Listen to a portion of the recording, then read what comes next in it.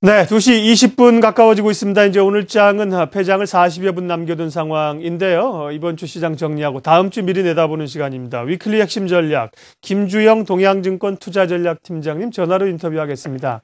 김 팀장님, 안녕하세요. 네, 안녕하십니까. 네. 자, 이번 주도 시장이 지지부진했어요. 그나마 코스닥이 이제 오랜 그 저항선을 뚫고 올라갔다는 게 의미가 있는데 최근 코스닥 시장 강세에 대해서는 어떻게 보시는지요? 네, 두 가지 정도 투자 포인트를 찾아볼 수 있을 것 같습니다. 현재 국내 수급 여건을 보면 주식형 펀드에서 환매가 지속이 되면서 개인 투자 자금들이 쉽게 자금 시장으로 유입되지는 못하고 있는 상황입니다. 어느 정도 이제 외국인 투자가들이 역할을 해주는데요.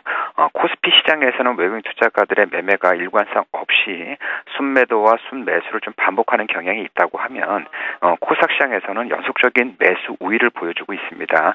특히 2월 이후에 현재까지 놓고 본다면 오늘 이제 순매도가 좀 일부 나와서 그렇지 어제까지만 놓고 보면 상당 기간 동안 매수 우위가 지속되고 있다는 것들이 코스닥 시장에서 어떤 수급적인 이점이라고 볼 수가 있겠고요. 또 한 가지는 이제 신정부가 들어서면서 내놓은 경제 정책 중에 하나가 이제 중소기업 활성화 정책에 대한 기대가 있습니다.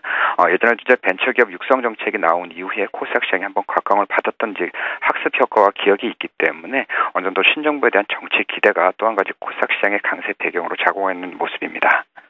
예, 그러면 다음 주를 포함해서 당분간 코스닥 시장에 대한 비중 확대 전략을 가져가는 게 맞나요? 네, 코스닥 지수는 현재 그 코스피와는 다르게 2009년 이후에 형성됐던 주요 저항선을 이제 회복해 놓은 상태에 있습니다. 주요 저항선을 회복하고 나서는 단기간에는 이 저항선에 대한 지지력 테스트를 하게 되긴 할 텐데요. 전체적으로 장기 소요에 따른 가격 메리트가 여전히 유효하고 앞서 말씀드렸듯이 정책에 대한 기대나 외국인의 수급 구조가 쉽게 바뀌지 않는다라고 본다면 현 시점에서 코스닥 시장에 대한 관심은 지속적으로 가져가야 될 전략이 아니겠나 이렇게 보여집니다. 예.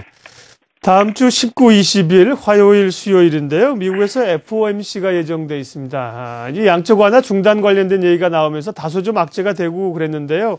그런 다시 조금 악재로 좀 작용할 가능성이 있는지 어떻게 보세요? 네, 이제 비둘기파와 매파 간의 어떤 의견이 이제 충돌을 하면서 양적 완화 기조를 조기에 좀 중단해야 되지 않냐라는 것과 그다음에 지속적으로 가져가야 된다라는 쪽의 의견이 좀 대립은 하고 있습니다. 그러나 최근에 이제 버냉키 연준 의장이 정확하게 당분간은 양적 완화 기조를 좀 더 유지해 나갈 가능성이 높다라는 쪽에 어느 정도 확증적인 답변을 해주었기 때문에 정책 변화는 당분간 있을 가능성은 없지 않겠냐 이렇게 보여지고 있고요.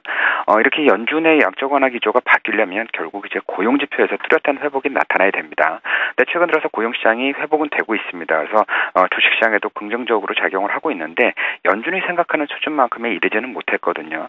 소위 말하는 에반스 룰에서 얘기하는 6.5%의 실업률까지는 아니더라도 그 정도에 근접하려면 아직까지는 상당 기간은 좀 남아있기 때문에 당분간은 연준의 정책 기조는 변하지 않을 것으로 생각을 하고 있습니다.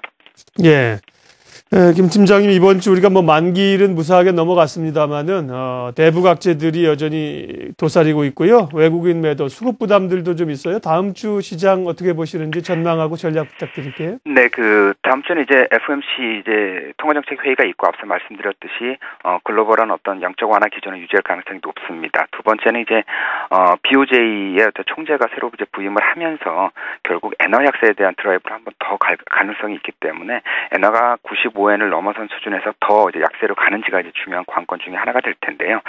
다음 주에 눈여겨보아야 될 지표들은 이제 크게 보면은 이제 중국 쪽에서 이제 전인대가 폐막이 되고 여기서 이 거론이 되었던 이 도시화의 이슈가 결국 이제 투자 모멘텀 개선으로 어느 정도 이어질 수 있겠냐라는 것이 첫 번째 투자 포인트가 될 것 같고요. 두 번째는 이제 미국 주택 경기 지표가 다음 주에는 이제 전체적으로 다 나오게 돼 있습니다. 미국 주택 경기는 그동안 한 6년 동안의 구조조정 기간을 거친 이후에 추세적으로 지금 회복되고 있기 때문에 당분간은 주택 경기가 살아나고 이 자산 효과로 인해서 소비가 증가되는 형태의 미국 경기의 긍정적인 흐름들이 이어질 가능성이 높습니다. 그래서 대외적인 여건으로 본다면 그동안 좀 부정적으로 작용했던 중국의 투자 모멘텀이 조금 살아날 가능성이 있고 미국의 주택 경기가 견신하다는 점을 다시 한번 확인할 수가 있기 때문에 전체적으로 우리 시장의 방향은 이런 글로벌 이슈들을 종합해서 놓고 봤을 때 현 시점에서는 추가 상승 가능성이 좀 높지 않겠냐 이렇게 전망을 하고 있습니다. 예, 조정보다는 추가 상승 흐름을 이어갈 걸로 다음 주 시장을 예측을 해주셨네요. 위클리 핵심 전략 김주영 동양증권 투자전략팀장님 함께했습니다. 고맙습니다. 네, 감사합니다.